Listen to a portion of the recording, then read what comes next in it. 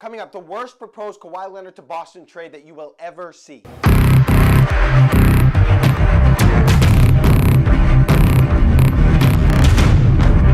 According to one report emerging yesterday, the San Antonio Spurs are not interested in trading Kawhi Leonard to any team in the Western Conference. That makes things even more interesting for the Celtics. I don't think Kawhi Leonard is a guy that Danny Ainge should give up a lot for. But if the Spurs are content on trading him east, you know the Celtics will be the first place they look because of Boston's assets. And that could make things kind of tempting for Danny. San Antonio wanting to trade Kawhi east isn't necessarily a bad thing for the Celtics, because you could end up in a situation where the team that he goes to wouldn't become an immediate contender even with Leonard on the roster. A team like Indiana. Plus, any team that gets him will have to give up a lot. He goes to Philly, what are you giving up? He goes to Washington, what are you giving up? So according to SI in a column entitled Kawhi-to-Boston plus more NBA draft day trades that should happen, this writer proposed that the Celtics give up Kyrie Irving, Jaylen Brown, Marcus Morris, Aaron Baines, and their 2019 first-round protected pick via the Kings in exchange for Kawhi Leonard, Derek White, and Pau Gasol. Are you serious? That is absolutely insane. First of all, Pau Gasol is like 55.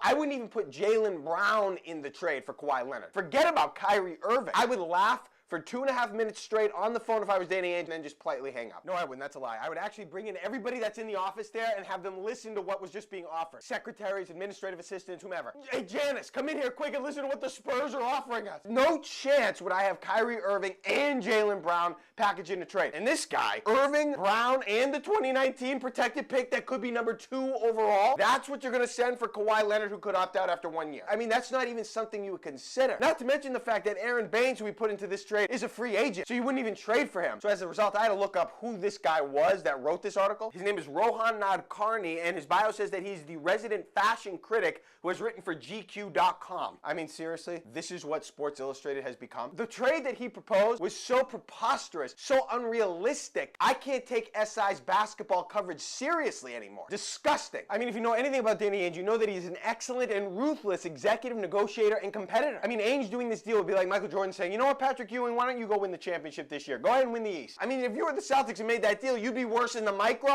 and the macro. Also on Tuesday, Stephen A. Smith of ESPN is reporting that Chris Paul is saying that LeBron James is not trying to go to Houston and play for the Rockets. Paul is reportedly more focused on getting talent and recruiting talent to Houston than he is his own free agency and where he may play. That is good news for the Celtics, and I'll tell you why. Paul trying to recruit LeBron indicates that his preference is to stay in Houston and build something there. So if you keep Paul and James away from each other, that makes it less likely that another super team will form. And then you combine that with the speculation that the Spurs are only willing to trade Kawhi Leonard to the East. Well, that scenario keeps all the superstars separated to some extent, and that is good for the championship-ready Celtics. Take your pick.